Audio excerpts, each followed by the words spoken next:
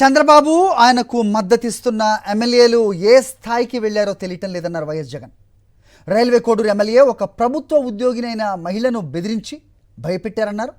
ఆముదాల వలస ఎమ్మెల్యే కూన రవికుమార్ వేధింపులు భరించలేక మహిళ ఆత్మహత్య యత్నం చేసుకుందన్నారు.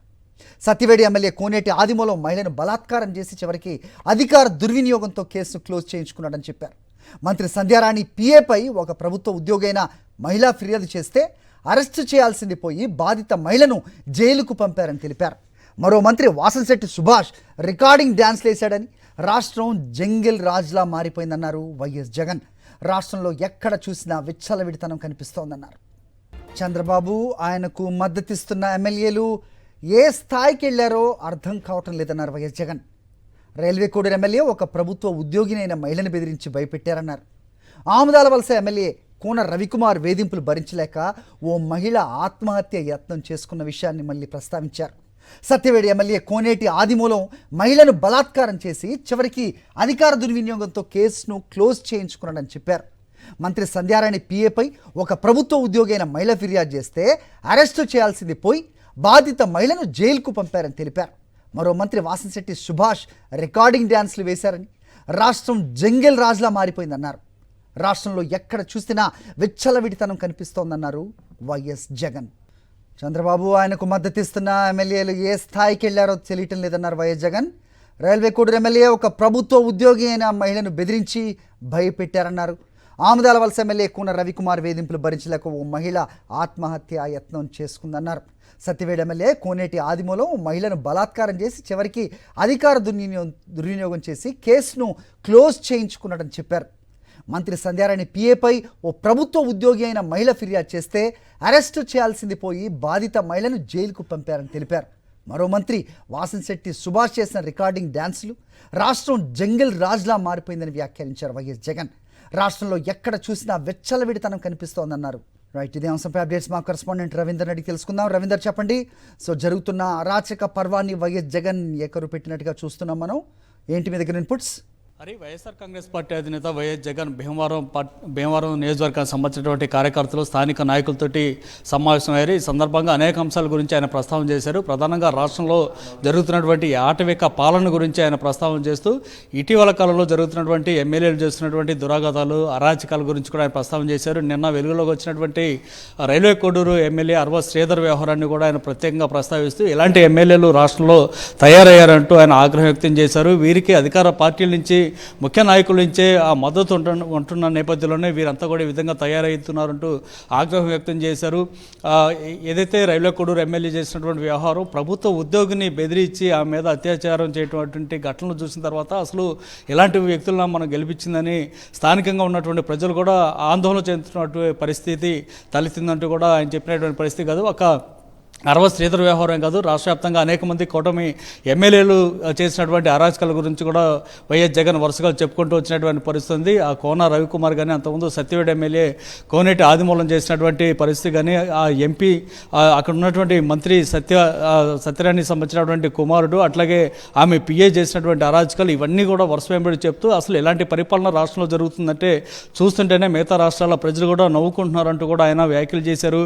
దాంతోపాటు ఇటీవల సంక్రాంతి పండుగ సందర్భంగా అసలు పండుగని ఈ విధంగా జోదాలకు నిలయంగా చేస్తారంటూ కూడా ఆగ్రహం వ్యక్తం చేశారు. ప్రస్తుతం భీమవరం కార్యకర్తలతో సమావేశం జరుగుతుంది కాబట్టి ఆ భీమవరంలోనే జరిగినటువంటి ఇష్యూస్ కూడా అనేక అంశాల గురించి వైఎస్ జగన్ కార్యకర్తలతో మాట్లాడు. ప్రధానంగా అక్కడ ఉన్నటువంటి ఒక డిఎస్పీనే స్వయంగా మందు తాగుతూ అక్కడ ఊగే అంటూ వెహికల్ చేష్టలో మాట్లాడుతూ వెహికల్గా డాన్సులు వేసినటువంటి వ్యవహారాన్ని కూడా మాట్లాడుతూ అసలు ప్రభుత్వ అధికారులే ఏ విధంగా చేస్తూ ఉన్నారంటే ఏం జరుగుతుంది రాష్ట్రంలో, ప్రభుత్వం నుంచి పూర్తి స్థాయిలో మద్దతు లభించడం వల్లే ఇటు ఎమ్మెల్యేలు కానీ ప్రభుత్వంలో ఉన్నటువంటి కొంతమంది పోలీసు అధికారులు కానీ బరితెగించారంటూ ఆయన వ్యాఖ్యలు చేశారు. హరి, చెప్పండి. రవీంద్ర, ఎలా చూడాలి? మరోవైపు ఉప ముఖ్యమంత్రి పవన్ కళ్యాణ్ తరచూ మాట్లాడుతుంటారు, ఏ మహిళకి ఏదన్నా జరిగితే, ఏమన్నా అన్యాయం జరిగినా, ఆమె మీద ఏదన్నా అఘాయిత్యం తాలూకు ఇది నా దృష్టికి వస్తే నేను అసలు ఊరుకునే ప్రసక్తి లేదని. కానీ ప్రస్తుతం మనం చూస్తున్నాం, సో ఏం జరుగుతోంది? డైరెక్ట్గా ఒక లెటర్ వస్తుంది, దాంట్లో ఇలాంటి ఏమన్నా ఉంటే కనుక ఇలాంటి ఎఫ్ఐఆర్లు లేదంటే ఇవన్నీ కూడా బయటికి రాకుండా చూసుకోండి అనే ఒక లెటర్ రావడాన్ని ఏ రకంగా చూడాల్సిన అవసరం ఉంది? ఇలాంటివి జరిగితే శిక్షిస్తామని కాకుండా జరగకుండా జనసేన పార్టీ నుంచి చెప్పండి. నిజానికి జనసేన పార్టీ కార్యాలయం నుంచి ఆ విధమైన ప్రశ్నలు వచ్చిన తర్వాత రాష్ట్ర వ్యాప్తంగా జనసేన కార్యకర్తలే ఆందోళన వ్యక్తం చేసినటువంటి పరిస్థితి కనిపిస్తుంది. ఎందుకంటే ఒక రాష్ట్రంలో కాదు దేశవ్యాప్తంగా కూడా ఏ రాజకీయ పార్టీ కూడా ఈ విధమైనటువంటి ప్రశ్న అయితే రిలీజ్ చేయదు.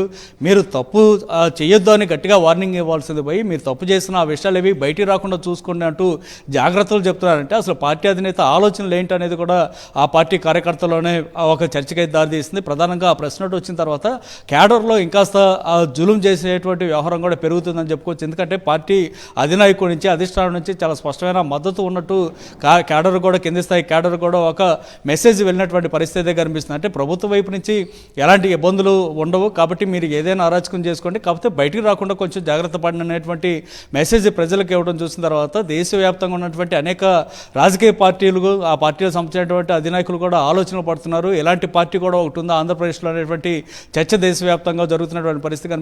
ముఖ్యంగా ఎప్పటివరకు అరవ శ్రీధర్కు సంబంధించి ఆయన మీద క్రిమినల్ కేసు పెట్టేటువంటి వ్యవహారం కూడా చోటు చేసుకోలేదంటేనే ఆ ఎమ్మెల్యేలకు అరాచకవాదులకు ప్రభుత్వం వైపు నుంచి ఆ పార్టీ అధినేత వైపు నుంచి ఏ స్థాయిలో మద్దతు లభిస్తుంది అనేది అర్థం చేసుకోవచ్చు. సో ఇలాంటి అంశాలకు సంబంధించి వైఎస్ జగన్ కొద్దిసేపటి క్రితం కూడా చాలా స్పష్టంగా మాట్లాడారు. ఒక ఆటవిక రాజ్యం రాష్ట్రంలో కొనసాగుతుంది, ప్రజాస్వామ్యయుతంగా ఎన్నికైన ప్రభుత్వం అయితే ఈ విధంగా వ్యవహరించదు అంటూ ఆయన చాలా స్పష్టంగా చెప్పినటువంటి పరిస్థితి కనిపిస్తుంది. ఇవంతా చూసిన తర్వాత ఇక ప్రజల్లో తీవ్ర స్థాయిలో ఆగ్రహావేశాలు వ్యక్తం అవుతున్నాయి. కానీ వాటిని అణిచిపెట్టడానికి ఎవరైనా మాట్లాడితే వారి గొంతు నొక్కే ప్రయత్నం చేస్తూ అక్రమ కేసులు పెట్టి వేధిస్తున్నారంటూ కూడా వైఎస్ జగన్ తన ఆవేదన వ్యక్తం చేసినటువంటి పరిస్థితి. అయినప్పటికీ పార్టీ తరఫున మేము మద్దతుగా ఉంటాం, ఖచ్చితంగా మనం ప్రభుత్వం మీద పోరాటం చేద్దాం, సాధారణ ప్రజలకు ఆ మేలు చేయాలి, పేదవారికి మేలు చేయాలి, వారు 3 పూట్ల తినే విధంగా వ్యవహరించాలి తప్ప ప్రభుత్వం ఇలాంటి అరాచకవాదులకు మద్దతు ఇవ్వకూడదంటూ కూడా వైఎస్ జగన్ చెప్పినటువంటి పరిస్థితి.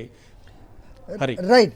అయితే అరెస్టులు కాబట్టి సెక్షన్ల మీద సో అవినీతికి అలాగే లంచం తీసుకున్న దానికి నిరూపితమై జైల్లో ఉన్న చంద్రబాబు బెయిల్తో బయటకు రావడమే కాకుండా ప్రస్తుతం ఎలాంటి కేసులు తన మీద వర్తించవు, ఎలాంటి ఆధారాలు లేవంటూనే సిఐడి డైరెక్ట్గా ఆ కేసులు కొట్టేయడం మనం చూసాం కోర్టులు. అలాగే ప్రస్తుతం ఇక్కడ కూడా జరుగుతున్న అరాచకాలు మహిళా ఉద్యోగి కూడా డైరెక్ట్గా కంప్లైంట్ ఇస్తున్నా కూడా ఆమె మాట పెడచెవిని పెట్టి ఆయన్నే బయటే ఇష్టం వచ్చినట్టు వదిలేస్తూ ఉన్న క్రమం ప్రతి చోట మనం చూస్తూనే ఉన్నాం. దీని గురించి ఏమని చెప్తున్నారు? సో ఎలా చూడాల్సిన అవసరం ఉంది జరుగుతున్న పరిణామాలు రాష్ట్రంలో? వైఎస్ జగన్మోహన్ రెడ్డి వాళ్ళు చెప్తున్నారు ఒక జంగిల్ రాజ్లా మారిపోయింది ఆంధ్రప్రదేశ్ అంటూ కూడా. రవీందర్. ఖచ్చితంగా, ఎందుకంటే ఇప్పుడు అరవ శ్రీధర్ వ్యవహారం కాదు, గతంలో చోటు చేసుకున్నటువంటి అంశాల విషయంలో కూడా ఎక్కడ కేసు కూడా నమోదు చేయలేదు. ఇప్పుడు అరవ శ్రీధర్కి సంబంధించి ఒక మహిళ బయటకు వచ్చి తనకు సంబంధించి ఏ విధంగా అత్యాచారం తన మీద చేశారు, ఏ విధంగా తనను తన కుటుంబ సభ్యుల్ని అంటే ముఖ్యంగా తన కుమారుని చంపుతానంటూ బెదిరించినటువంటి వ్యవహారానికి సంబంధించి కూడా ఇప్పటివరకు పోలీసులు కనీసం అంటే కేసు కూడా నమోదు చేయనటువంటి పరిస్థితి. అదే కాదు, అంతకుముందు గుంటూరు తూర్పు నియోజకవర్గ ఎమ్మెల్యే నసీర్ అహ్మద్ కూడా ఒక మహిళతోటి ఇదే విధంగా వీడియో కాల్ చేస్తూ పెద్ద ఎత్తున విమర్శలు పాలయ్యారు. ఆ వీడియోలో బయటకు వచ్చిన తర్వాత ఆ మహిళ స్వయంగా ఆందోళన చేసింది, అయినప్పుడు కూడా కనీసం కేసు నమోదు చేయనటువంటి పరిస్థితి. ఆమదాల వలస సంబంధించినటువంటి ఎమ్మెల్యే కోన రవికుమార్ అయితే అక్కడ ఒక ఉద్యోగికి సంబంధించి ఇదే విధంగా అశ్లీలంగా మాట్లాడినటువంటి విషయం బయటకు వచ్చిన తర్వాత కనీసం ఆమె ఇచ్చినటువంటి ఫిర్యాదును కూడా కేసు నమోదు చేయలేదు. ఇట్లా వరుస వెంబడి మనం చూస్తే కనుక కోనేటి ఆదిమూలం సత్యవేడు ఎమ్మెల్యే అయితే ఏకంగా బలవంతం చేసి అత్యాచారం కూడా చేసినటువంటి పరిస్థితి. బాధితురాలు బయటకు వచ్చి ఫిర్యాదు చేస్తే కనీసం కేసు నమోదు చేయకపోక ఆమె మీదే తిరుగు కేసు పెట్టిన నేపథ్యంలో ఆమె భయపడి చివరికి కేసును రాజీ చేసుకునేటువంటి పరిస్థితి తలెత్తింది. సో ఇట్లా అనేక సంఘటనలకు సంబంధించి మనం చూస్తూ ఉంటే కనుక బాధితులు ఎవరు కూడా నోరెత్తి మాట్లాడేటువంటి పరిస్థితి కనపట్లేదు. మాట్లాడితే కనుక తిరిగి వారి మీదే కేసు పెడుతున్నటువంటి పరిస్థితి కనిపిస్తుంది. మంత్రి సంధ్యారాణి కుమారుడు పృథ్వీతో పాటు ఆమె దగ్గర పిఏగా పనిచేస్తున్నటువంటి సతీష్ అయితే ఒక మహిళకు సంబంధించి వేధింపులకు గురి చేస్తే ఆమె ఫిర్యాదు చేస్తే ఆమె మీదే తిరుగు కేసు పెట్టారు. ఆమెతో పాటు తన సోదరుడి మీద కూడా కేసు పెట్టినటువంటి పరిస్థితి. సో ఈ పరిస్థితులన్నీ చూసిన తర్వాత అసలు ఎమ్మెల్యేలు కానీ ఆ కూటమికి సంబంధించినటువంటి స్థానిక ప్రజాప్రతినిధులు పార్టీలో ముఖ్యంగా కీలకంగా వ్యవహరిస్తున్నటువంటి నాయకులు ఎవరు ఏ అరాచక పనులు చేసినా సరే వారి మీద ఎలాంటి కేసులు ఉండవు అనేటువంటి ఒక మెసేజ్ అయితే రాష్ట్ర వ్యాప్తంగా పోతుంది. కాబట్టి ఇప్పుడు స్థానికంగా అరవ శ్రీధర్ సంబంధించినటువంటి ఇష్యూలో కూడా కేసు నమోదయ్యేటువంటి అవకాశం అయితే కనిపించట్లేదు. అయితే కేసులు నమోదు కాకపోయినా అసలు రాష్ట్రంలో ఏం జరుగుతుంది అనేది సాధారణ ప్రజలందరూ కూడా తెలిసిపోతుంది. కూటమికి సంబంధించినటువంటి ఎమ్మెల్యేలు కానీ ప్రజాప్రతినిధులు బయటకు వస్తే వీరిని చూసి భయపడి మహిళలు ఇంట్లోకి వెళ్ళి తాళాలు వేసుకునేటువంటి పరిస్థితి కనిపిస్తుంది. రవీందర్, ఒకవేళ కేసు నమోదైనా నిజంగా న్యాయం జరుగుతుంది, ఆ కేసు కొట్టించుకోరు అన్న గ్యారంటీ ఏదన్నా ఉందా ప్రజల్లో? అసలు అలాంటి భావన ఏమన్నా ఉందా? ఎందుకంటే ఆవు చేలో మేస్తే అన్నట్టు విధంగా సో కేసులు కొట్టించుకోవడం పరిపాటి అయిపోయింది కదా. ఖచ్చితంగా ఒకవేళ కేసులు అయితే నాకు తెలిసినంత వరకు ఇప్పుడు జరుగుతున్నటువంటి పరిణామాలు ఇవన్నీ చూస్తే ఖచ్చితంగా కేసు నమోదయ్యే అవకాశం అయితే కనపట్లేదు. ఒకవేళ కేసు నమోదైనా సరే తిరిగి రాజీ చేసుకునేటువంటి పరిస్థితి తలెత్తుంది. అందుకు ఉదాహరణగానే ఇప్పుడు ఇంతకుముందు నేను చెప్పినటువంటి కొన్ని సంఘటనలకు సంబంధించి చూస్తే ఒకవేళ అది కూడా కాకపోతే కనుక తర్వాత రానున్న రోజుల్లో విచారణ జరిపి ఈ కేసులో ఏమి లేదంటూ కూడా తేల్చేసేటువంటి అవకాశం అయితే కనిపిస్తుంది.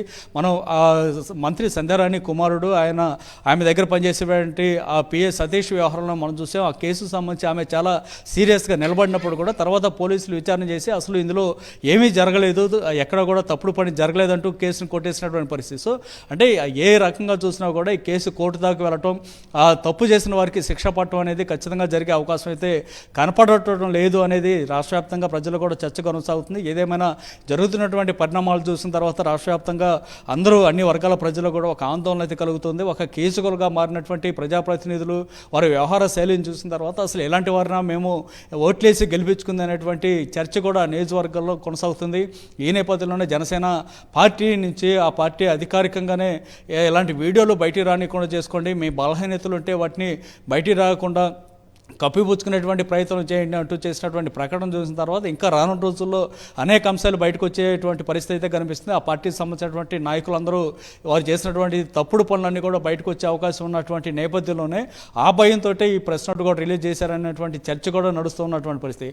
సో ఎన్ని జరిగినా సరే ఆ బాధితులే స్వయంగా బయటకు వచ్చి కేసులు పెట్టినా సరే, ఫిర్యాదు చేసినా సరే కనీసం కేసు నమోదు చేయట్లేదు. రెడ్ బుక్ రాజ్యాంగం రాష్ట్రంలో అమలవుతున్నటువంటి పరిస్థితి ఉంది. ఇప్పటికీ నిజానికి చూస్తే ఆ పోలీస్ వ్యవస్థ పూర్తిగా దేశంలోనే అట్టడుగు స్థాయికి పడిపోయింది. ఇక ఇంతకు మించి కింద పడిపోవడానికి, పాతాళంలోకి పడిపోవడానికి ఇంకొక మెట్టు అనేది లేకుండా పోయే స్థాయిలో పోలీసు వ్యవస్థ పూర్తిగా పడిపోయినటువంటి నేపథ్యంలో ఇప్పుడు బాధితులు బయటకు వచ్చి ఫిర్యాదు చేసినా కేసులు నమోదు చేసి వారిని అరెస్ట్ చేస్తారనేటువంటి పరిస్థితి కనపడటం లేదు. Hari right Ravinder, thanks for the inputs.